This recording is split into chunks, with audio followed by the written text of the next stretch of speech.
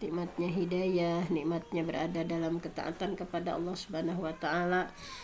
Mudah-mudahan hal kecil yang kita lakukan di setiap subuh ini menjadi salah satu amalan unggulan di hadapan Allah, karena salah satu amalan terbaik adalah man ahabba ketika ditanya ya amal apa yang terbaik, maka Rasulullah menjawab ahabbul a'mal ilallah, amal yang paling dicintai oleh Allah adalah adwamuha wa in qalla, dirutinkan walaupun hanya sebentar ya, walaupun hanya sedikit hal-hal yang kita kaji. Nah, mudah-mudahan ini adalah wasilah kita untuk terus menerus ya memohon kepada Allah supaya kita adalah salah satu dari yang dikehendaki Allah diberikan kebaikan, yaitu difaqihkan terhadap agama, sebagaimana hadis yang sering saya bacakan, may yuridillah bihi khairan yufaqihu fiddin,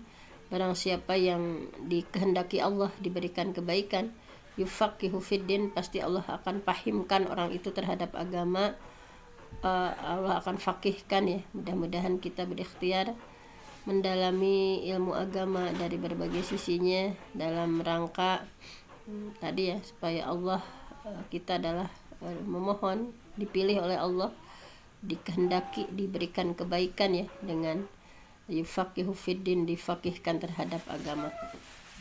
Baiklah, untuk selanjutnya hari ini kita akan membahas mengenai 40 hadis seputar rumah tangga ya, karena ini juga sesuatu yang penting untuk kita pelajari. Baiklah, kita langsung saja. Ada hadis, ada bukunya tentang 40 hadis ya, tentang bagaimana berumah tangga. Nah, sebetulnya hadis-hadisnya mungkin sebagian sudah kita kaji, namun ini dimasukkan dalam satu tema ya, 40 hadis tentang berumah tangga. Diawali dari kita diingatkan bahwa suami itu adalah pemimpin di rumah tangga ya, dan akan dipinta pertanggungjawabannya. Sama kita juga sebagai robatul bait ya, pemimpin di rumah, ini juga akan dipinta pertanggungjawabannya. Nah, hadis yang pertama, hadisnya dari Abdullah bin Umar ya, dari Ibnu Umar, putranya Umar bin Khattab, an ibni Umar radhiyallahu anhuma, hadis dari Abdullah bin Umar, semoga Allah meridai keduanya, anna Nabiya sallallahu alaihi wasallam, bahwa Nabi Muhammad sallallahu alaihi wasallam qala, beliau bersabda, kullukum, setiap kalian, ra'in, adalah pemimpin, wa kullukum, dan setiap kalian, mas'ulun an ra'iyati, akan dipinta pertanggungjawabannya terhadap kepemimpinannya.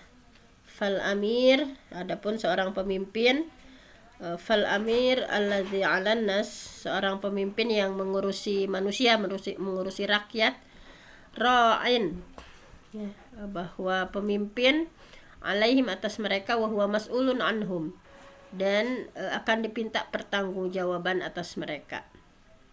Warrajul, dan seorang laki-laki, ra'in, adalah pemimpin, ala ahli baitihi, seorang laki-laki itu adalah pemimpin untuk keluarganya. Wa huwa mas'ulun anhum, dan mereka akan dipinta pertanggungjawaban tentang keluarganya.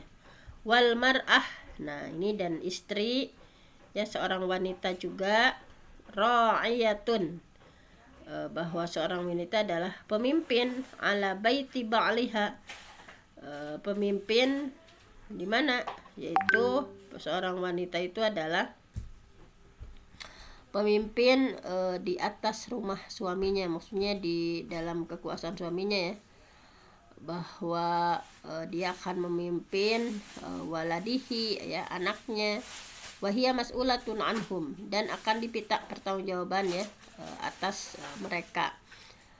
Kemudian wa abdur rajul, dan seorang budak, hamba sahaya ya, seorang hamba saya, ra'in, adalah pemimpin, ala baiti sayyidiha, yaitu memimpin atas harta majikannya, wa huwa mas'ulun anhu, dan dia akan dipinta pertanggungjawabannya. Ala fakullukum ra'in, Sekali lagi ketahuilah ya. Ala ketahuilah fakullukum ra'in. Maka setiap kalian adalah pemimpin. Wa kullukum mas'ulun an ra'iyatih, dan akan diminta pertanggungjawaban atas kepemimpinannya. Di sini kita ya di hadis barusan bahwa sama perempuan juga ya, wal mar'ah sama. Nah ini untuk mar'ah itu bahwa seorang perempuan juga menjadi pemimpin ala baiti ba'liha, di rumah suaminya, wawalidihi, dan anaknya ya, wahia mas'ulatun anhum, dan akan dipinta pertanggungjawaban tentang sebagai pemimpin di rumahnya. Nah bahwa konsekuensinya ya kepemimpinan tadi, suami sebagai pemimpin dalam rumah tangga, bahwa ketika seorang laki-laki menjadi pemimpin di rumah tangga, maka tidak hanya memikirkan hak-hak sebagai suami ya, tetapi harus memperhatikan tanggung jawab yang harus ditunaikan, intinya seperti itu. Jadi jangan hanya memikirkan hak-haknya, tetapi tanggung jawab untuk mendidik keluarga ya. Dalam surah At-Tahrim sudah sangat jelas, adibuhum wa'allimuhum, didik dan ajarkan mereka ajaran agama, yaitu suami itu wajib ya mendidik. Adibuhum, didiklah, wa'allimuhum, ajarkanlah mereka perkara agama ya, bahwa seorang suami itu berkewajiban untuk mendidik ya keluarganya tentang masalah agama. Ya'malu bi ta'atillah, berbuatlah ketaatan kepada Allah, wattaqu ma'asi, dan takutlah terhadap maksiat. Perintahkan keluarga kalian. Nah ini suami itu kewajibannya seperti itu ya. Nah ini bahwa perintahkan keluargamu ya, anak dan istrimu untuk apa? Bizikri, untuk berzikir, yunajjikumullah minan nar, supaya Allah menyelamatkan mereka dari api neraka. Pokoknya banyak sekali ya sebagai seorang suami yang harus mendidik keluarganya. Ittaqullah wa ausu ahlikum bitaqwallah, harus sering berwasiat kepada Allah ya. Seorang suami itu harus sering mewasiatkan keluarganya untuk bertakwa kepada Allah.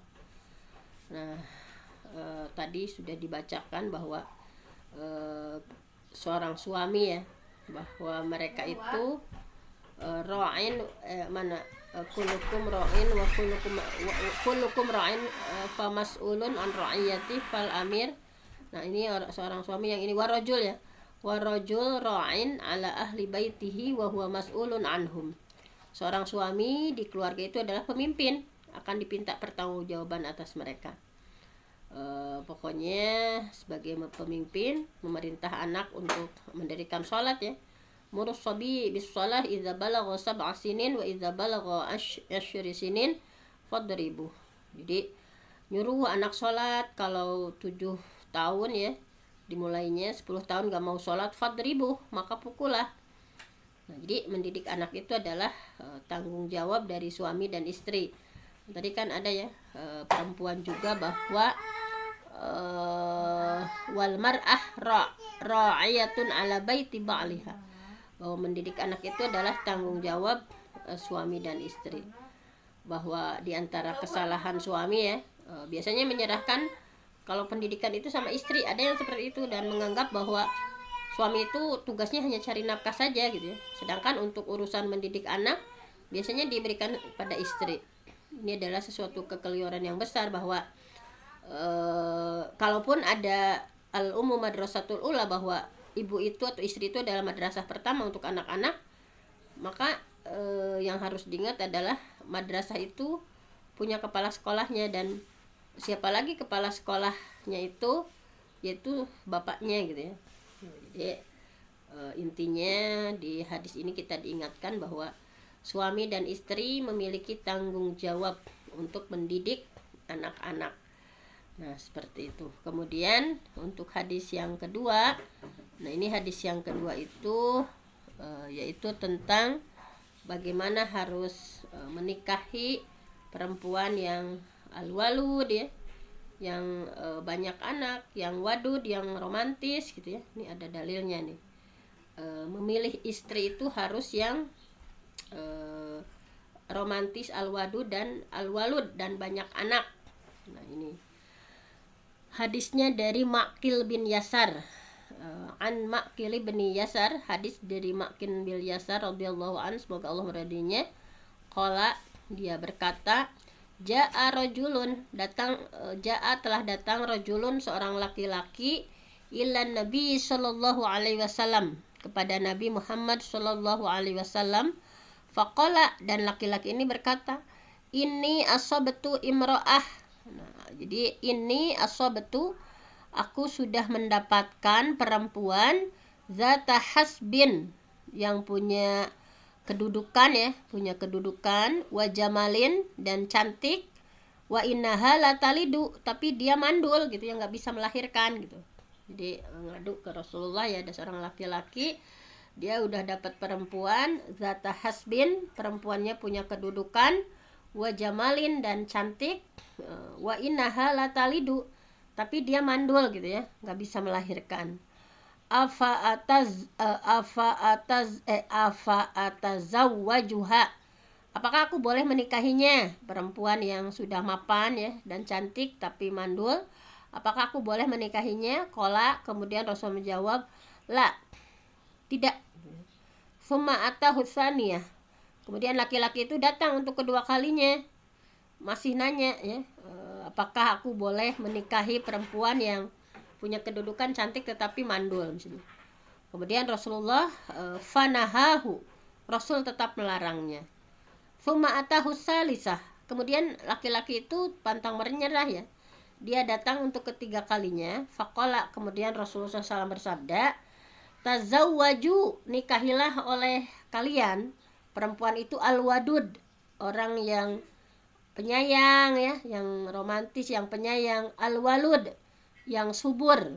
Kalau al-wadud itu yang penyayang ya, yang romantis. Kalau al-walud itu yang subur, yang bisa melahirkan banyak anak. Fa inni mukatsirun bikumul anbiya, karena aku nanti bangga ya dengan banyaknya jumlah kalian di hadapan umat-umat lain. Nah, dari hadis ini kita diingatkan bahwa kajiannya itu di hadis ini tentang bagaimana seorang istri harus bersifat romantis ya, al-wadud dan banyak anak. Jadi di antara sifat istri solihah ini adalah seperti ini, bahwa khairun nisaikum al-wadud al-walud al-mutawatiyah al-muwasiyah idza taqainallah, wa syarrun nisaikum al-mutabarrijat al-mutakhaliyat hunnal munafiqat la yadkhul jannah minhunna illa mithul ghurab al-a'sam. Bahwa Rasulullah ya, khairun nisaikum, istri yang paling baik adalah yang al-wadud, yang romantis ya, yang penuh kasih sayang, al-walud, yaitu yang banyak anak, al-muwatiyah al-muwasiyah ya, idza taqainallah. Nah, dan para perempuan tadi bertakwa kepada Allah. Sedangkan istri yang terburuk adalah wa syarrun nisaikum, perempuan terburuk itu adalah al-mutabarrijat, yang berdandan di hadapan laki-laki ya, yang bukan mahramnya. Kemudian al-mutakhaliyat wa hunnal munafiqat, mereka itu adalah wanita-wanita munafik, la yadkhulul jannah, yang tidak akan masuk surga, minhunna illa mithlul gharabil a'sam, melainkan seperti burung gagak yang pada paruh dan kakinya berwarna merah, artinya sedikit sekali gitu ya. Nah, maka di antara sifat-sifat istri solihah itu adalah, dalam hadis ini sifat istri solihah itu al-wadud. Wadud itu ya, yang wadud itu kan seorang istri yang punya sifat cinta dan kasih sayang yang besar ya. Nah, jadi wanita seperti ini, al-wadud ini, memperbagus rasa sayangnya kepada suami, sehingga suami itu jadi timbul bergairah gitu ya. Nah, jadi seorang istri yang mampu berkata-kata lembut ucapannya indah, kemudian bagus muamalahnya terhadap suami, kemudian penampilannya bagus gitu. Ekspresi cintanya ini baik ucapannya, penampilannya, pemandangannya itu menyenangkan suami. Pokoknya intinya al-wadud itu seorang istri yang bisa menimbulkan rasa cinta suami kepada istrinya itu gitu. Pintar merayu misalnya, membuat suasana romantis dengan suaminya, itulah al-wadud. Kalau al-walud itu banyak anak.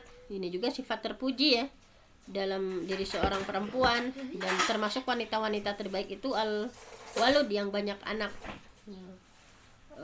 Misalnya kecuali yang diuji oleh Allah dengan penyakit ya, bahwa seorang laki-laki diperintah untuk cari istri itu supaya keturunan. Nah jadi kalau perempuan ini banyak anak, maka tentu saja tujuan dari pernikahan itu terwujud gitu ya. Nah misalnya banyak sekarang yang wanita normal gitu ya, tetapi ya menutup rahimnya untuk secara medis ya, supaya tidak hamil, supaya tidak melahirkan. Nah ini jadi padahal semestinya seorang perempuan itu justru harus memperbanyak anak gitu ya. Dan dari al-walud ini intinya perempuan akan mendapatkan pahala yang besar ya, dengan niatnya yang sahih gitu ya, bahwa ia menjadikan banyak anak, kemudian mendidiknya, kemudian mengurusnya. Nah seperti ini. Nah jadi dari hadis ini kita diingatkan untuk menjadi seorang perempuan al-wadud ya, yang romantis, bisa merayu sehingga suami itu tertarik kepada kita. Kemudian al-walud banyak anak gitu ya. Jangan 2 anak cukup. Tapi kalau dalam Islam itu konsepnya banyak anak nih, banyak rezeki ya. Al-walud yang banyak melahirkan anak gitu. Kecuali kalau ada penyakit tertentu yang ya dia misalnya harus membatasi. Tapi kalau yang normal lebih baik memiliki banyak anak. Fa inna mukatsirun bikumul umam. Karena nanti Rasul akan bangga umatnya itu banyak gitu ya, di hadapan umat lain jumlahnya banyak. Nah, seperti itu. Kemudian yang hadis yang ketiga adalah bahwa hadisnya dari An Abdullah bin Amr. Nah, dalam hadis itu kalau ada wawu dibacanya Amr ya. Kalau tidak ada wawu dibacanya Umar. An Abdullah bin Amr radhiyallahu anhuma ya. Hadis diterima dari Abdullah bin Amr, semoga Allah meridainya, anna Rasulullah SAW qol, sesungguhnya Rasulullah bersabda, ad-dunya mata'un, dunia ini adalah perhiasan. Ad-dunya mata'un, dunia ini adalah perhiasan, dunia ini adalah kenikmatan. Wa khairu mata'iha, dan sebaik-baik perhiasan di dunia itu adalah al-mar'atu shalihah, adalah perempuan shalihah.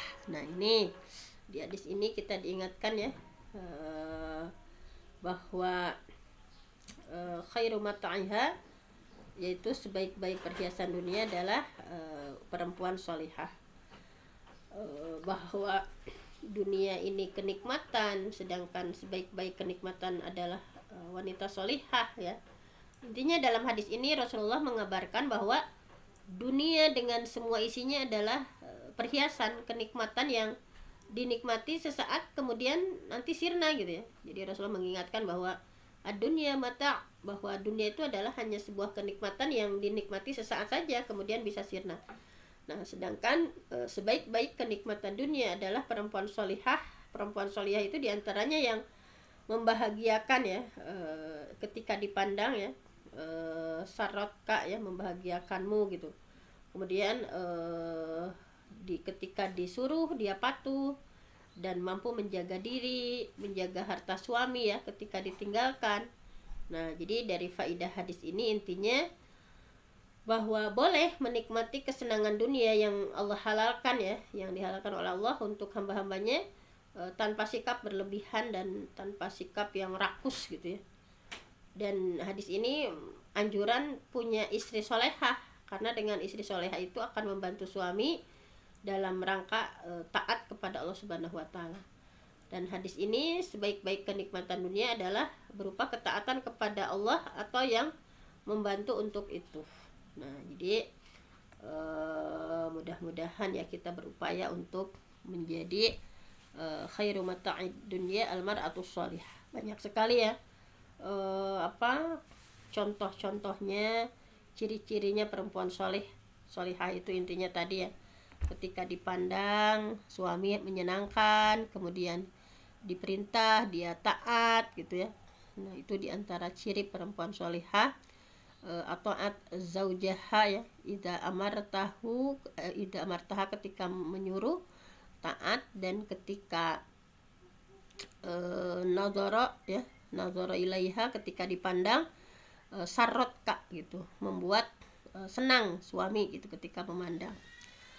Nah, kemudian selanjutnya hadis yang keempat. Nah, ini tentang larangan ya, larangan ketika menikahi seorang perempuan sekaligus dengan bibinya. Nah, ini kan akan dibahas ya. Hadisnya dari Abi Hurairah, Abi Hurairah, hadis diterima dari sahabat Abi Hurairah radhiyallahu an, semoga Allah meridhoinya, anna Rasulullah sallallahu alaihi wasallam qala, sesungguhnya Rasulullah SAW bersabda, la yujma'u, tidak boleh tidak boleh digabung ya, tidak boleh berkumpul bainal mar'ah, antara seorang perempuan. Nah, jadi tidak boleh dinikahi bersamaan gitu ya, wa ammatiha, dengan bibinya. Jadi menikahi perempuan sekaligus menikahi bibinya. Nah, baik bibi dari pihak ayah dan sama bibi dari pihak ibu juga sama ya, wala bainal mar'ah wa khalatiha. Jadi istilah dalam bahasa Arab itu, kalau ammah itu bibi dari pihak ayah, kalau khalah itu bibi dari pihak ibu. Sama-sama nggak boleh menikah sekaligus perempuan dengan bibinya, atau baik bibi dari suami ataupun bibi dari pihak istri khalah.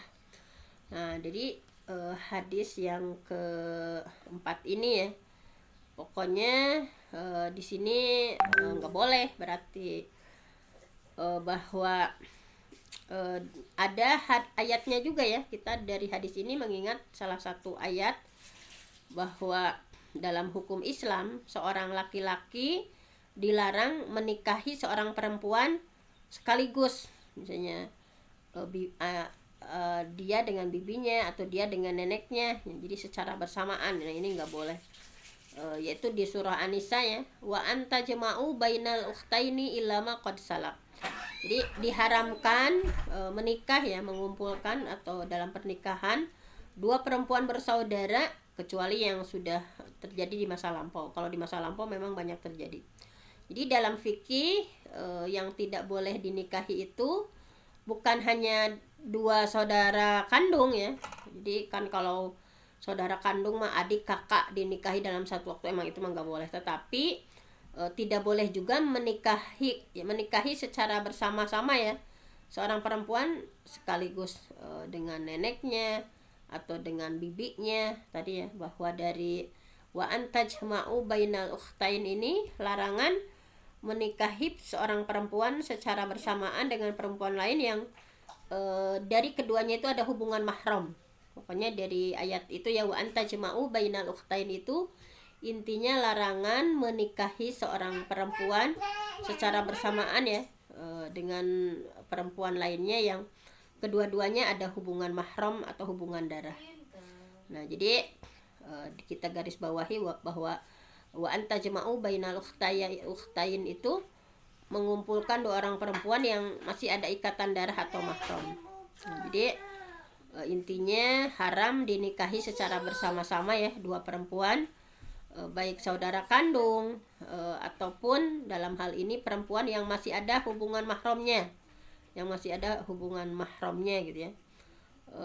Misalnya tadi baik bukan hanya adik kakak atau anak dengan ibu, juga sekaligus larangan menikahi secara bersamaan seorang perempuan dengan bibinya, baik bibi laki-laki ataupun dari bibi dari pihak perempuan.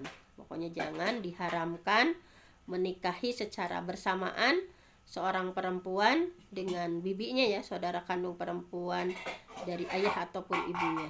Nah, jadi meliputi dari ayat tadi kemudian dirinci dengan hadis ini. Nah, kesimpulannya seperti itu. Kemudian mungkin ini yang terakhir ya, hadis yang terakhir. Nah, ini masih banyak kan, ada 40 ya. Coba kita yang terakhir, ini agak panjang. Hadisnya dari Amr bin Ahwas. Nah, kita baca sama-sama ya. An Amri binil Ahwas. Hadis dari Amr bin Ahwas radhiyallahu an, semoga Allah meridhoinya. Annahu, sesungguhnya dia Amr ya, sami'an Nabiya sallallahu alaihi wasallam, mendengar Nabi Muhammad sallallahu alaihi wasallam fi hajjatil wada. Nah, ketika haji wada ya, yaqulu Rasulullah sallallahu alaihi wasallam bersabda, ba'da an hamidallah ta'ala, setelah beliau tahmid ya, menyanjung Allah ta'ala, wa asna alaih, dan menyanjungnya, setelah Rasulullah memuji Allah, menyanjung Allah gitu ya, wa zakkara wa wa'azo, kemudian memberi peringatan dan ngasih nasihat. Nasihatnya berupa apa? Nah, ini spesial ya, nasihatnya ketika haji wada. Ala wastausu bin nisa khairan. Nah, jadi berbuat baiklah kepada para perempuan ya. Ini wasiat dari Rasulullah. Wastausu, berwasiatlah bin nisa khair. Ingat kata Rasul ya, berbuat baiklah kepada para wanita. Fa inna mahuna awanin, karena sesungguhnya para wanita itu adalah tawanan di sisi kalian gitu ya. Nah, ini bahwa mereka itu adalah awanin indakum. Laisa tamlikuna minhunna syai'an ghaira zalik, bahwa kalian tidak memiliki kekuasaan apapun atas mereka selain itu gitu ya. Nah, jadi kemudian Rasulullah menambahkan ya nasihatnya itu, illa ayatina bifahisyatin mubayyinah. Jadi intinya harus berbuat baik kepada perempuan, perlakukan baik ya perempuan itu. Nah, karena kata Rasulullah, kalian itu tidak punya kekuasaan apapun atas mereka kecuali jika mereka itu betul-betul melakukan illa ayatina bifahisyatin mubayyinah, kecuali mereka perempuan itu melakukan suatu perbuatan yang keji gitu ya, yang nyata. Fa in fa'alna, nah jika mereka melakukan seperti itu baru gitu ya, fahjuruhunna fil madaji', maka jauhi mereka dari tempat tidur. Nah, ada istilah pisah ranjang ya. Nah, maka fahjuruhunna fil madaji', pisahkan mereka dari tempat tidur. Wadribuhunna darban ghaira mubarrah. Nah, dan pukullah mereka dengan pukulan yang tidak melukai ya. Nah, di sini perlakuan Islam ya terhadap perempuan. Nah, ketika perempuan misalnya melakukan hal-hal yang maksiat ya, maka di sini laki-laki boleh ya tadi, wadribuhunna darban ghaira mubarrah, pukullah dengan pukulan yang tidak melukai ya. Fa in ata'nakum fala tabghu alaihinna sabila, tetapi jika mereka taat maka jangan mencari alasan untuk menyakiti mereka gitu ya. Jangan punya alasan untuk menyakiti mereka. Ala innalakum ala nisaikum haqqan, sesungguhnya untuk kalian ada hak istri-istri kalian ya. Walinisaikum alaikum haqqan, sama untuk istri juga ada hak suami. Fa haqqukum alaihinna alla yuti'na furasyakum man takrahun wa la ya'dhanna fi buyutikum liman takrahun. Nah, maka hak ya, hak kalian atas mereka, misalnya ini nggak boleh memasukkan orang yang tidak kalian sukai ke tempat tidur kalian, dan mereka juga tidak boleh mengizinkan orang yang tidak kalian suka untuk dimasukkan ke dalam rumah. Nah, bahwa di sini diingatkan ala wahaquhunna alaikum antuhsinu ilaihinna fi kiswatihinna wa ta'amihinna. Ketahuilah hak mereka ya, hak perempuan atas kalian, yaitu kepada suami. Kalian berbuat baik kepada mereka dalam hal pakaian Nah, harus ngasih pakaian suami itu, ini hak perempuan. Memberikan makanan, pokoknya sandang pangan ya, sandang pangan. Nah, dalam hadis ini sebagai seorang suami harus memberikan kewajibannya atas hak istri, diberikan pakaian yang layak, diberikan makanan yang memadai gitu ya, seperti itu. Nah, mungkin untuk hari ini ya kita simpulkan saja hadis terakhir ini bahwa pesan Rasulullah ya berkenaan dengan perempuan ini di Haji Wada ya, Rasulullah menyampaikan bahwa